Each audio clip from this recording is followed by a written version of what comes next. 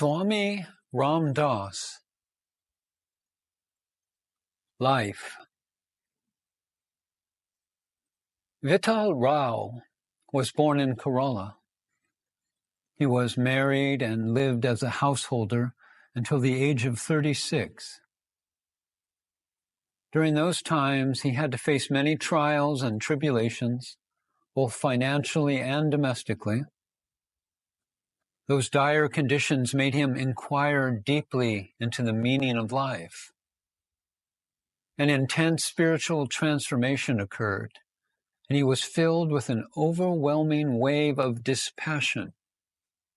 He realized the futility of pursuing worldly pleasures, and the thirst for everlasting peace and happiness welled up within him. The teachings of Sri Ramakrishna Paramahansa, Swami Vivekananda, and Swami Ramtirtha inspired him, and he became convinced that God alone could give one eternal peace and absolute happiness. Thus, the path of devotion and surrender opened within him, and he felt irresistibly urged to follow it. All attachments to family, friends, dropped away, just as a fully ripened fruit falls down from the tree. Noticing Vital Rao's waning interest in worldly pursuits and his increasing love and devotion towards God, his father initiated him into the Ram mantra. Om Shri Ram, Jai Ram, Jai Jai Ram. Vital Rao intuitively added Om to each repetition of this mantra for his sadhana.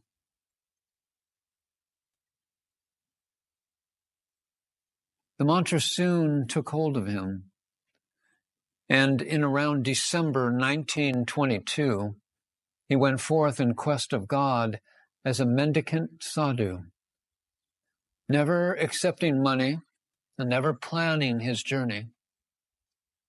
Vital Rao moved around like a dry leaf swept by the wind.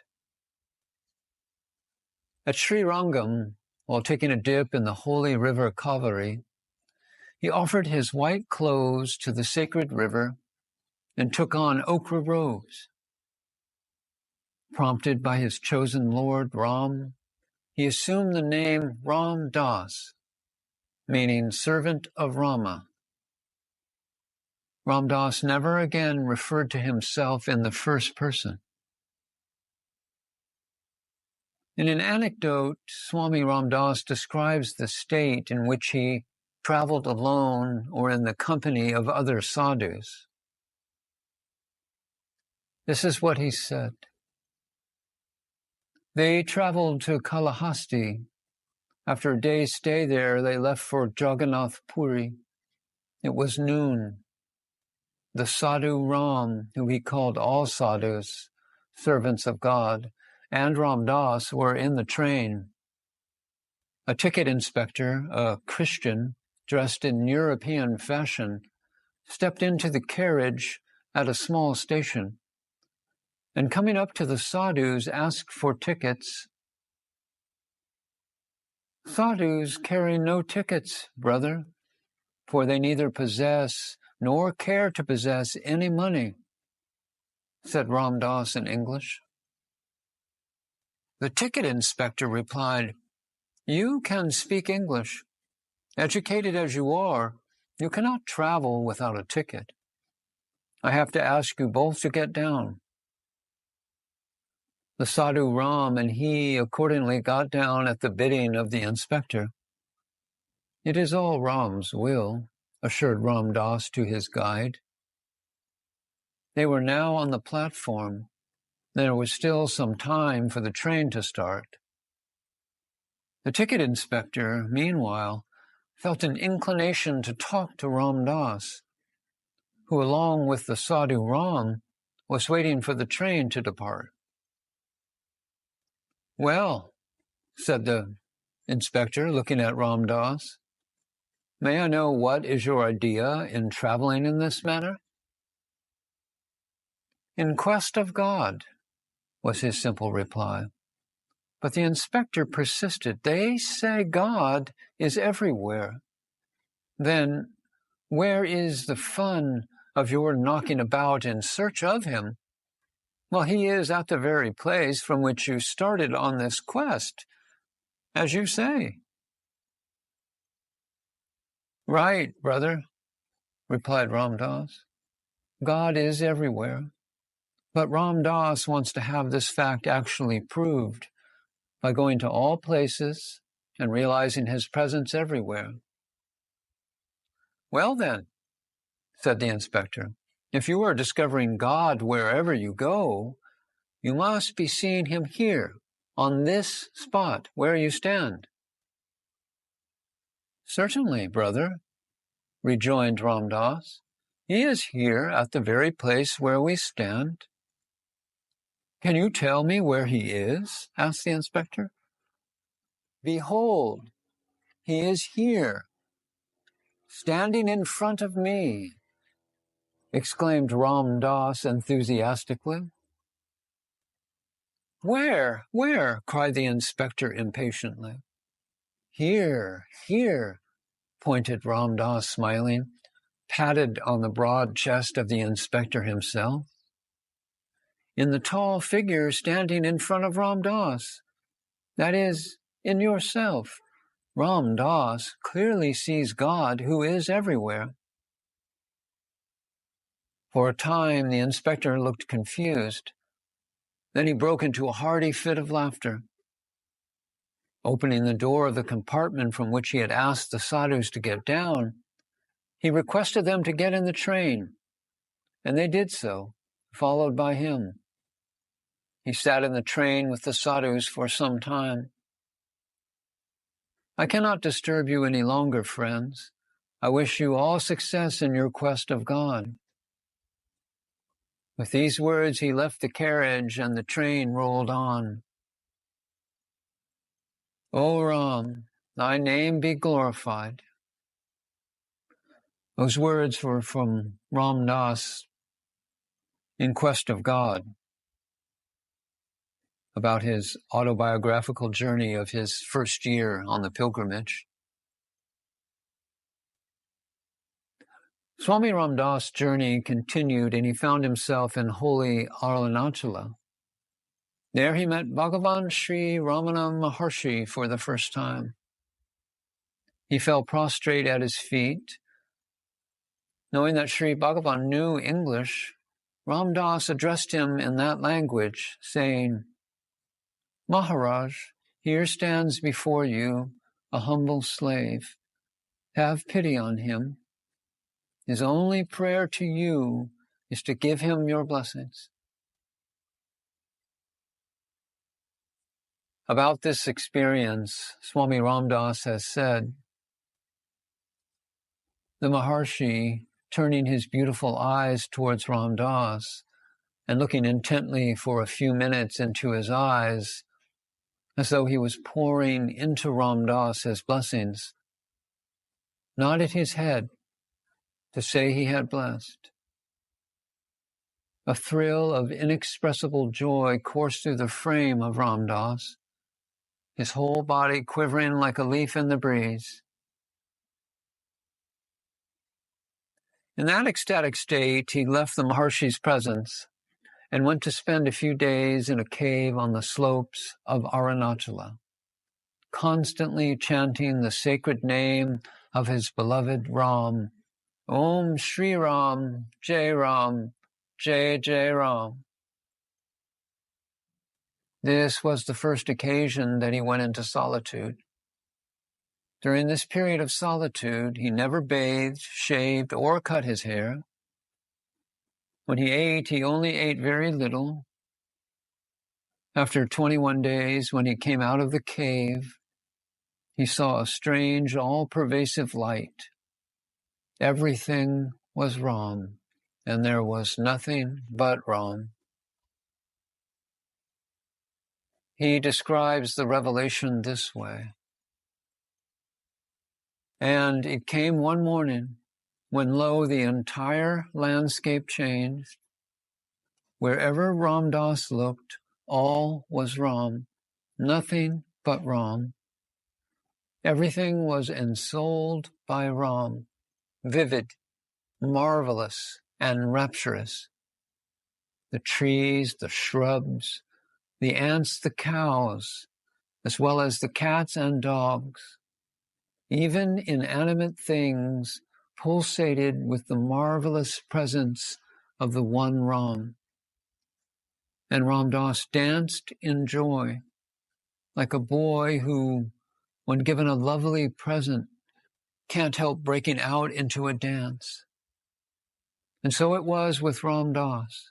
He danced with joy and rushed at a tree in front of him, which he embraced, because it was not a tree, but Ram himself.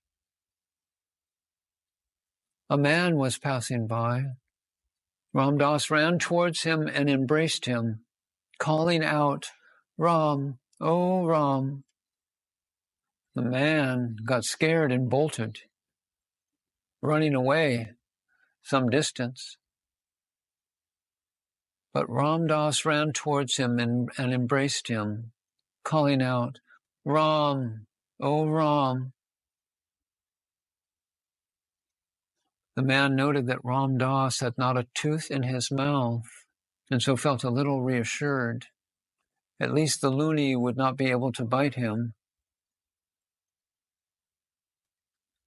Following his experience at Arunachala, Ramdas continued his travels for another 8 years in many parts of India. It was during this time that he had his first experience of Nirvikalpa Samadhi in the Pancha Pandava caves at Kadri in Mangalore. About this experience, it has been written in Quest for God this way. For some days, his meditation consisted of only the mental repetition of the Ram mantra. Then, the mantra having stopped automatically, he beheld a small circular light before his mental vision, which yielded him thrills of delight. This experience having continued for some days, he felt a dazzling light like lightning flashing before his eyes, which ultimately permeated and absorbed him. Now an inexpressible bliss filled every pore of his physical frame. When this state was coming on, he would at the outset become oblivious of his hands and feet, and gradually his entire body. Lost in this trance state, he would sit for 2 or 3 hours. Yet still, a subtle awareness of external objects was maintained in this state. In these earlier stages, this vision was occasionally lost, pulling him down to the old life of diversity with its turmoil of likes and dislikes, joy and grief. But he would be drawn in again into the silence and calmness of the spirit. And a stage was soon reached when this dwelling in the spirit became a permanent and unvarying experience with no more falling off from it. And then the still more exalted state came on. The inner vision projected outwards. At first, a glimpse of this new vision dazzled him off and on. This was the working of the divine love.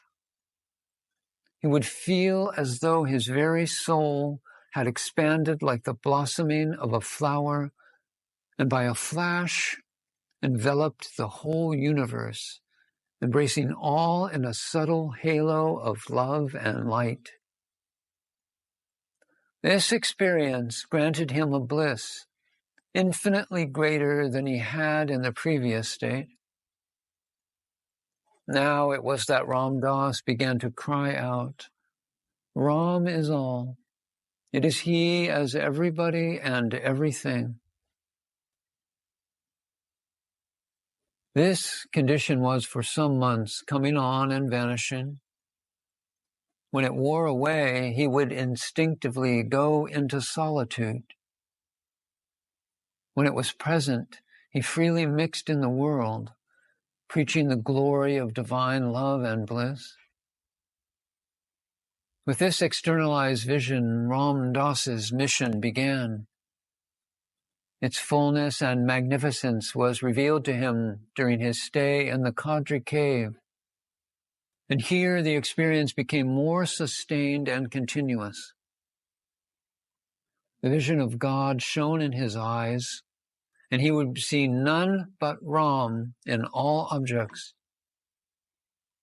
Now, wave after wave of joy arose in him. He realized he had attained a consciousness full of splendor, power, and bliss.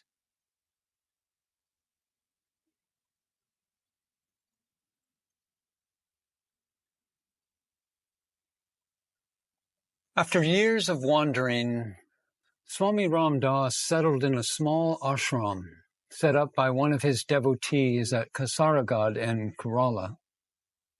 Eventually, he settled down in Kahanagad, where the present Anandashram is situated.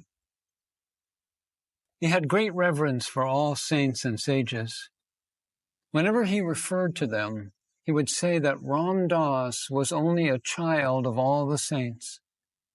Naturally, he had great respect and reverence for Bhagavan Sri Ramana, once saying of him, Sri Ramana Maharshi was in all respects a remarkable saint. After realizing the eternal, he lived in the eternal. His advent was a veritable blessing on the earth. By his contact, thousands were saved from the clutches of doubt and sorrow. He lived what he preached and preached what he lived. He exerted a wonderful influence and created in the hearts of ignorant men and women a consciousness of their inherent divinity. He awakened the sleeping soul to the awareness of its immortal and all blissful nature. By his very presence, he rid the hearts of people of their base and unbridled passions. The faithful derive the greatest benefit by communion with him. As Swami Ramdas had attained realization through uninterrupted chanting of the divine name of Ram, through Om Shri Ram, Jai Ram, Jai Jai Ram, he did so also with contemplation on the attributes of God.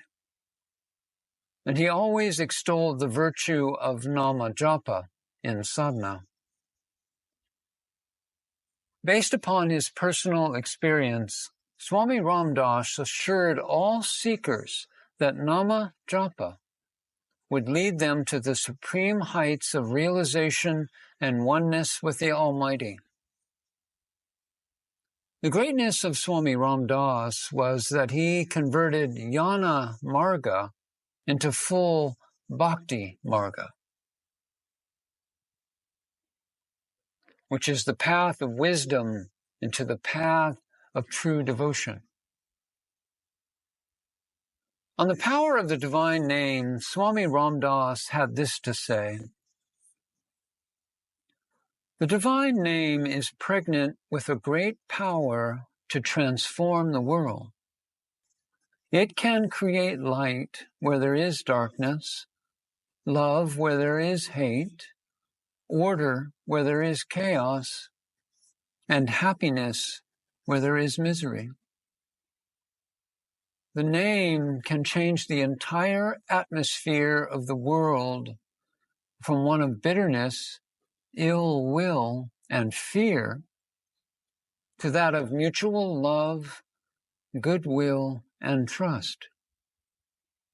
For the name is God Himself.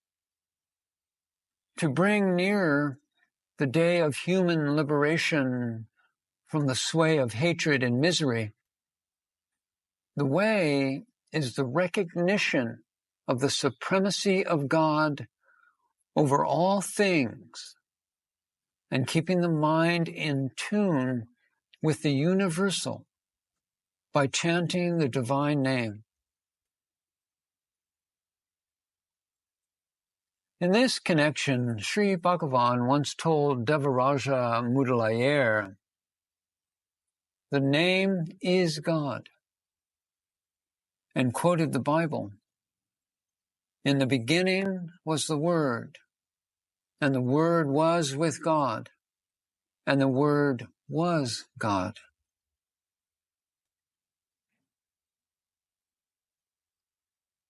Old devotees, speaking of Swami Ramdas.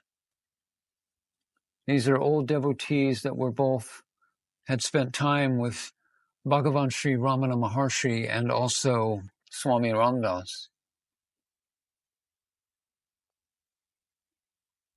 Besides referring to Swami Ramdas's articles in the Vision magazine that his ashram produced, Sri Bhagavan would advise sadhaks, spiritual aspirants, to go to Anandashram and spend some time there in the company of Swami Ramdas. Especially when serious aspirants who did constant sadhana at Sri Ramanasramam felt an inexplicable fatigue at a particular stage in their inner journey and reported it to Sri Bhagavan.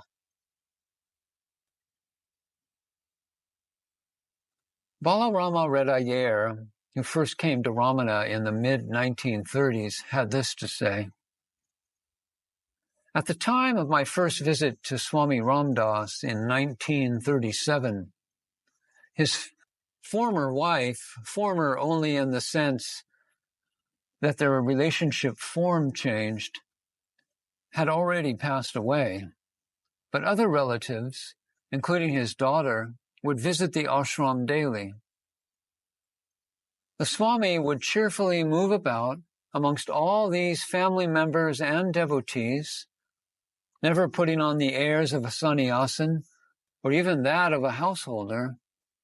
He treated everyone as part of the same family in a very natural, affectionate, and above all, detached manner. It was a delight to watch him. He would sit with anyone in all guilelessness and humility and begin narrating one story after another, all from his direct experience and life. During my first visit, there was only Mother Krishnabai and 2 or 3 sadhus living in the ashram. Ramdas would be engrossed in telling me a story or reading from his manuscripts when Mother Krishnabai would appear with food and feed us.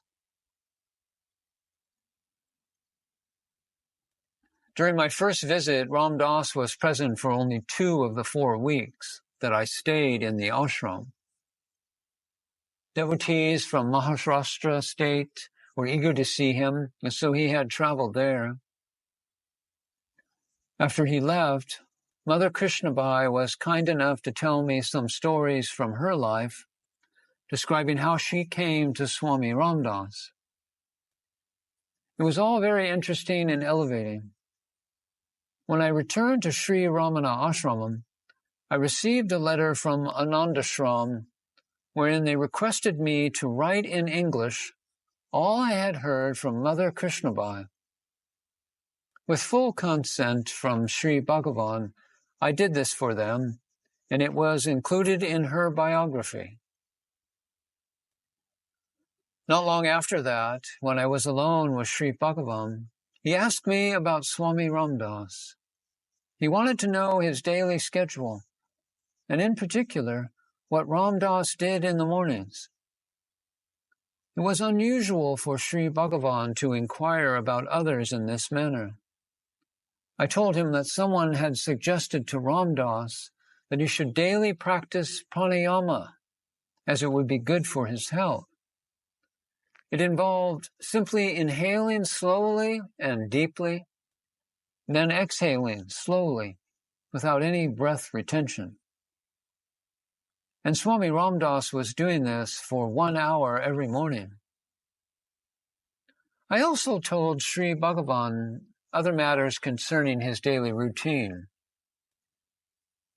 And when I visited Swami Ramdas on my return from North India in 1938, I only stayed for a few days. Upon leaving, Mother Krishnabai gave me some food to offer to Sri Bhagavan. The practice of sending food items to Sri Ramanasramam from Anandashram became an established tradition which continues to this day. For Sri Bhagavan's Jayanti celebration, Mother Krishnabai would send a large quantity of dried banana chips and kanji, and even after her passing, these generous offerings continue, not only for Sri Bhagavan's Jayanti, but also at other times. Vishwanatha Swami was staying at Anandashram at the advice of Sri Bhagavan. After some time, when he was planning to return to Arunachala, Swami Ramdas requested him to translate into Tamil his book, In the Vision of God. On his return, he mentioned this to Sri Bhagavan, and Sri Bhagavan directed him that it would be better to undertake such a literary work in the presence of the saint himself. Hence, Vishwanatha Swami stayed at Anandashram and completed the translation of Swami Ramdas's book. And after his return to Arunachala, he corresponded regularly with Anandashram, and in the course of this correspondence, he wrote about my observing Mouna, silence. Soon after this, he received a letter from Swami Ramdas, wherein he wrote, Balarama Reddy is observing Mouna. That is very good. He is a pure soul. A day or so after this letter arrived, I was entering the ashram early one morning at 5 a.m. by way of the stairs on the northern side. One has to ascend a few steps and then descend a similar number of steps, which takes you down to the ashram level. These steps take you over the Bund, beside a small canal bank, where water would flow during the rainy season. When I reached the top of the stairs, I met Sri Bhagavan and his attendant who were proceeding in the opposite direction. I stood aside to let them pass. Sri Bhagavan looked at me and said, Vishwanathan received a letter from Swami Ramdas that said, Balarama Reddy is observing Mouna. That is very good. He is a pure soul. Bhagavan repeated this sentence to me in English.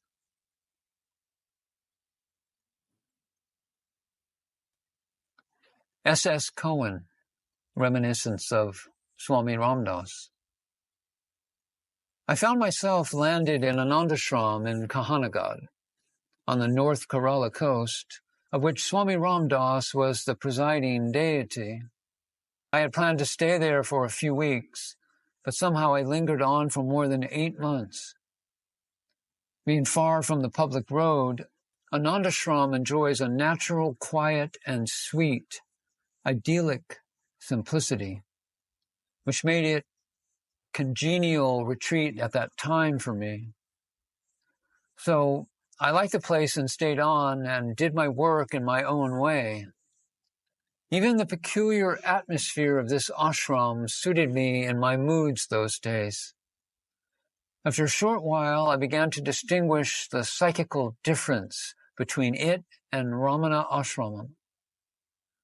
I was greatly amused when I detected the way Swami Ramdas was affecting me. It enhanced the boyish tendencies that had been at times causing me much inconvenience, and at which I had been trying to curb: the loquacity, the hastiness in action, the quickness of temper, the extreme sensitiveness to sound, the bouts of paralyzing shyness. I had spent 15 years since 1925 in comparative loneliness and silence, but Anandashram drew me out of the spontaneity of my adolescence for a good part of the time I was there. Joy permeated everything: the hills, the grazing cattle, and the very air one breathed. All were joy-inspiring, all Ramdas's Ram. In the spiritual life of some devotees, what counts most is genuine bhakti, true devotion, irrespective of labels and nomenclature. And Anandashram was, no doubt, surcharged with it. But it was a bhakti which was nurtured by joy. Joy and love oozed out of every pore of Swami Ramdas's being and infected his entire ashram and neighborhood. Swami Ramdas was always in a state of bliss, and yet exceptionally simple and practical in his day-to-day life. He enthralled the devotees with meaningful stories which helped them in their sadhana.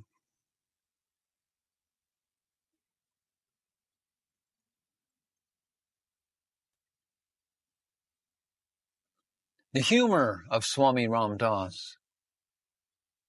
The story of the devil and the pole. A man wanted to propitiate a devil, to make it do whatever he wanted. So he did the necessary sadhana to that end, and by the power of some mantra, he was able to summon the devil before him. The devil said that it would obey his commands, but on one condition. The devil said, "If at any time you do not give me work, I will devour you. You must keep me engaged all the 24 hours. The man agreed. He immediately gave an order to build a palace for him. To his great wonder, the palace was built in no time. Then he gave an order for a long road to be made ready. That work, too, was also executed in a short time. The next minute, the devil was standing before him asking for more work. The man had no time to even think. He gave an order to build a big town. It was ready within 10 minutes. Now, the man was perplexed and fear gripped him. He did not know what new orders to give the devil. If he did not give any work, he would be eaten up. So he hastened to a sage and asked for advice. The holy sage suggested that he might get a bamboo pole, plant it in the ground, and ask the devil to climb it up and down until further orders. He did so, and the devil was bound to carry out the order. This meant no rest whatever for the devil. And finally, it got disgusted and ran away. In our case, the Ram mantra, Om Sri Ram, Jai Ram, Jai Jai Ram, is the pole. And our ego is the devil that teases us. Ask him to go up and down the pole repeatedly, and he will soon get tired and run away. Ram Nam is given to you in order to subdue the ego. The ego must be made to disappear by its own endeavor.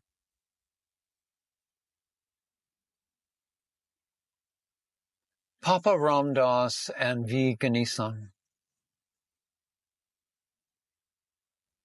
It was the first time that I was leaving Sri Ramanasramam to go to another ashram, carrying within my heart the sacred instruction of my teacher, the Pandit T.K. Sundaresa Iyer, who said, "Meet Swami Ramdas." So I darted straight like an arrow to Swami Ramdas at Anandashram in 1960. It was late in the evening when I reached the serene ashram.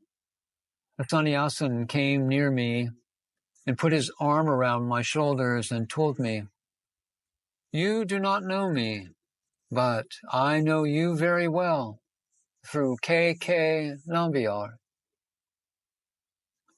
Later, I came to know that he was the ever-cordial, ever-smiling, and ever-affectionate Swami Satchidananda, who took over the ashram after Ramdas and Krishnabai both passed on. He is an ever-working human machine of Anandashram. He continued with his words to me, "Come, I will take you to Papa." Just as Sri Ramana Maharshi is always addressed by all as Bhagavan, meaning God, or Lord, Swami Ramdas is ever referred to by all as Papa, meaning Father. Papa Ramdas was in a room, seated on an easy chair with his legs stretched on a stool in front of him. I prostrated to him and put my head on his sacred feet. When I raised my head, I saw Papa holding his right hand up and pointing at something. Since I was immersed in happiness by merely touching his holy feet, I didn't make any effort to see what he was pointing at. Papa then told me, "If you want to say something to me, come here at 7 tomorrow morning, and we shall talk it over. Now, go and take rest." The next morning at 6:45, I was seated alone in that same room. While waiting for Papa, I started looking around. Its walls looked clean, clear, and bright. There was no photos, except one of Bhagavan Sri Ramana Maharshi. I was thrilled to realize that Papa was pointing at it while I was prostrating to him the earlier evening. I remembered my teacher, Pandit T.K. Sundaresa Iyer, telling me that Swami Ramdas got self-realization in the presence of Sri Bhagavan. No wonder that Papa had only one photo in his room, that of Sri Bhagavan. While I was drenching myself in such thoughts, Papa came in. There was no one else in the room. He looked at me inquiringly. I said, "Swami, I want to talk to you about some personal matters." Even before I can complete my sentence, Papa interrupted with all kindness. "Then you should go to Mataji, Krishnabai. She will deal with you." And with one of his glorious, famous smiles, he dismissed me. I spent a few weeks at Anandashram. Under Mataji's instructions, I sat at the feet of Papa Ramdas when he held satsangs in the mornings, evenings, and nights.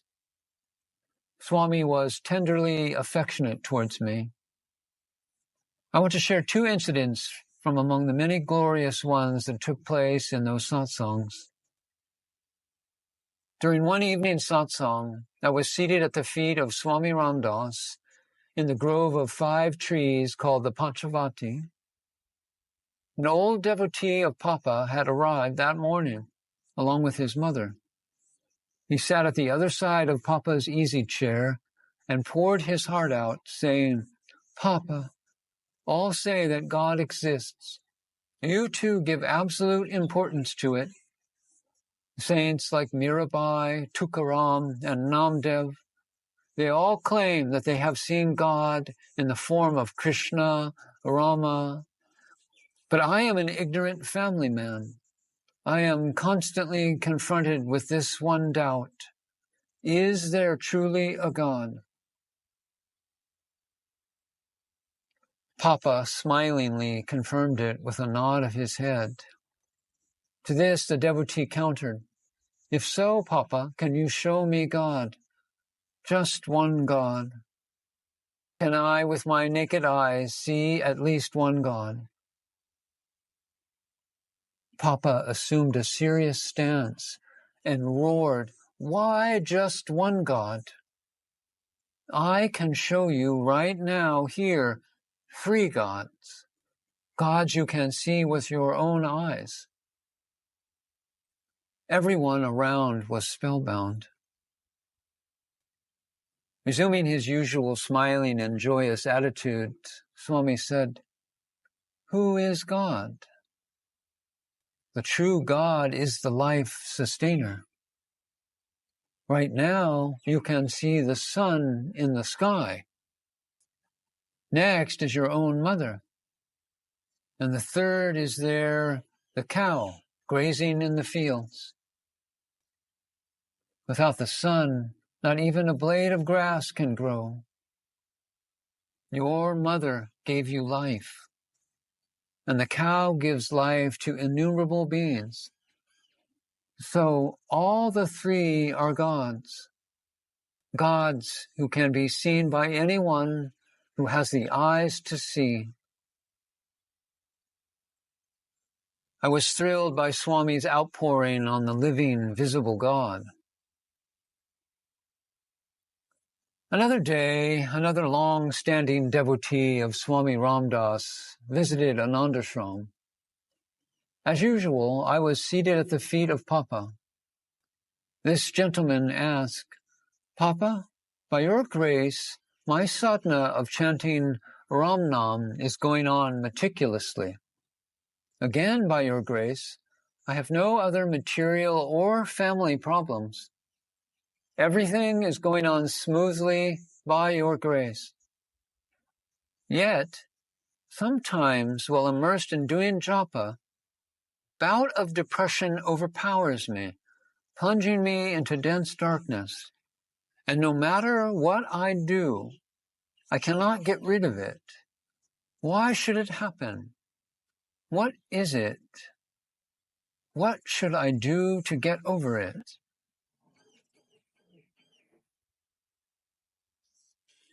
Swami Ramdas kept quiet for a short while, then gave a broad smile and said, "It is a process of spiritual purgation. Your stored-up vasanas are struggling to leave you. You cannot and should not do anything about it except allow it to happen. This is an aspect of the inner struggle that happens in the process of progressing spiritually. During these times, start reading about the life of a saint. But a word of caution, do not, I repeat, do not read his or her teachings, simply details about his or her life. Reading about the saint's life has the power to totally remove the stagnation caused by stored up vasanas. In fact, every saint lives only for the benefit of yearning sadhakas.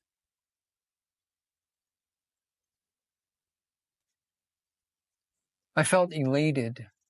Swami Ramdas on that day opened an inner door in my own struggle to progress spiritually.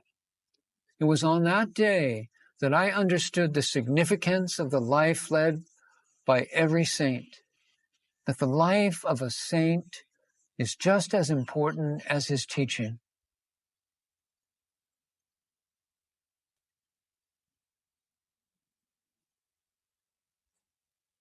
A poem by Swami Ramdas. My beloved Bhagavan, what shall I say of him who towers high, a veritable Everest of spiritual glory, a resplendent sun who sheds light on all. He is our soul, our life and soul refuge. The sage, par excellence, dwells on the sacred hill, Arunachala, the abode of the holy ones, the rishis. His compassionate eyes pour forth nectar on all he sees, drowning us in a sea of joy and ecstasy. Our lives are aflame with divine wisdom. At a moment's touch of his world-redeeming feet, he is God himself who walked on earth. His grace and delight enter our hearts, transforming us into his beatific image. He belongs to the dizzy heights. Still, he stands firm on the earth of ours to redeem and save those who behold that face as if reflected in the mirror of his toenails which glow with celestial radiance. The careworn go to him and become free and cheerful like children at play. The earnest aspirants approach him and return deeply permeated with knowledge eternal. Verily, to be in his presence is to know all that exists is himself, his grandiose being and form. His unfailing power of love is most potent. How he draws me to him is a mystery. O Lord, like a rudderless boat adrift on that vast ocean of the world, I wandered hither and thither, seeking in darkness for the supreme light and goal that liberates from galling bondage and deathless sorrow. Lo, thy grace drew me to thy feet, and I came to thee a vagrant and a beggar. Thy very sight was burning with the all-consuming fire of the world. The instant my head touched thy holy feet, the fever of my soul left me forever. I felt lightness and freedom and peace. Then thine eyes, redolent with thy infinite grace, tenderly looked on me, and I was thrilled. I stood before thee, a figure of pure bliss, fully bathed in thy divine halo. Now I am thy child, free and happy. My face is suffused with smiles drawn from thee. My life is entirely enlightened. With thy love, knowledge, and power, thou art my mother, master, and friend, my only beloved. All glory to thee, all glory to thee.